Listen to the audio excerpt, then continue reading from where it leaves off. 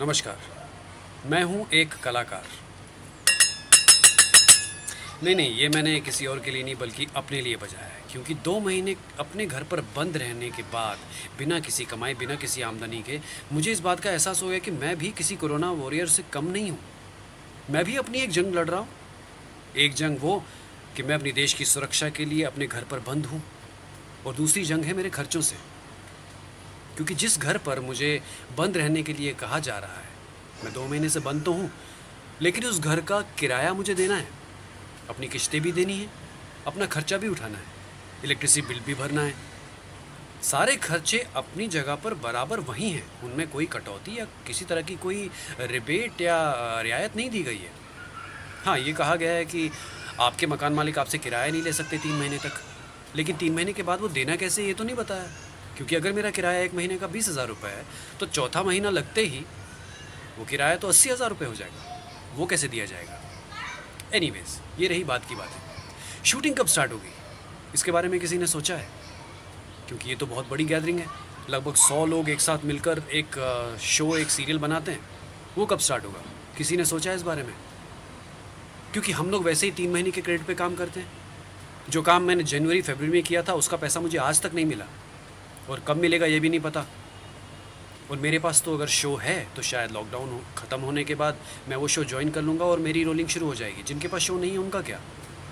शायद उनको शो ढूंढते शायद नवंबर दिसंबर लग जाए, और उनका पैसा उनको मार्च अप्रैल में मिलेगा, और उसकी भी कोई गारंटी नहीं है।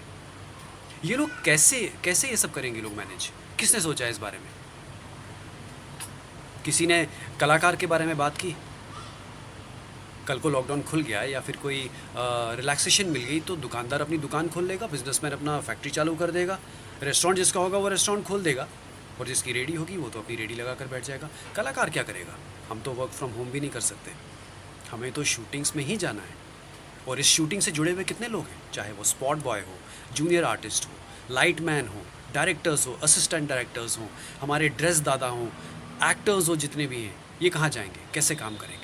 इनकी आमदनी, इनकी कमाई कहाँ से आएगी? क्योंकि हमारे पास इसके अलावा तो और कोई चारा ही नहीं है। तो ये सब होगा कैसे? इसीलिए मैं चाहता हूँ कि आप सब लोग अपना पॉइंट ऑफ व्यू सामने रखिए, थोड़ी आवाज़ उठाइए। इसीलिए मैं आज हमारे देश के प्रधानमंत्री श्री नरेंद्र मोदी जी से और महाराष्ट्र के मुख्यमंत्री श्री उद्धव ठाकरे जी से ये रिक्वेस्ट करता हूँ, ये अपील करता हूँ कि प्लीज़ कलाकार के बारे में सोचिए, हमारी फिल्म और टीवी इंडस्ट्री के बारे में सोचिए। जो प्रिकॉशनरी मेजर्स लेने होंगे हम लोग लेंगे, जो सिक्योरिटी मेजर्स लेने होंगे हम लोग लेंगे, जो सावधानी बरतनी होगी हम लोग बरतेंगे। लेकिन मेरा हाथ जोड़कर निवेदन है हमारे देश की केंद्र और राष्ट्र सरकार से कि प्लीज़ शूट स्टार्ट करने के बारे में सोचिए, हम पर ध्यान दीजिए, क्योंकि हज़ारों लाखों लोगों की ज़िंदगी, उनका करियर इस इंडस्ट्री पर डिपेंड करता है। हम लोग इसी पर निर्भर हैं, इसके अलावा हम कुछ नहीं कर सकते। हज़ारों लोगों का, लाखों करोड़ों लोगों का पेट पलता है इस इंडस्ट्री से।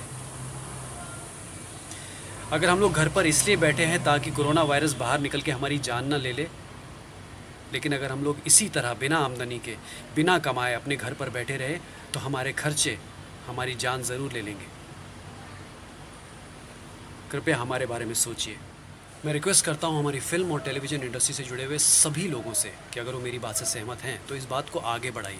देखिए, मैं आपको कुछ भी ये लाइक शेयर ये सब करने के लिए नहीं कहूँगा, क्योंकि ये मेरा पर्सनल इंटरेस्ट बिल्कुल नहीं है। मैं तो अपना नाम भी नहीं बता रहा हूँ। As an actor, as a कलाकार, मैंने ये बात आपके सामने रखी है कि हमारी इंडस्ट्री में शूट्स जल्दी स्टार्ट होनी चाहिए, क्योंकि हम जितनी देर करेंगे कहीं बहुत ज़्यादा देर ना हो जाए। मैं एक कलाकार।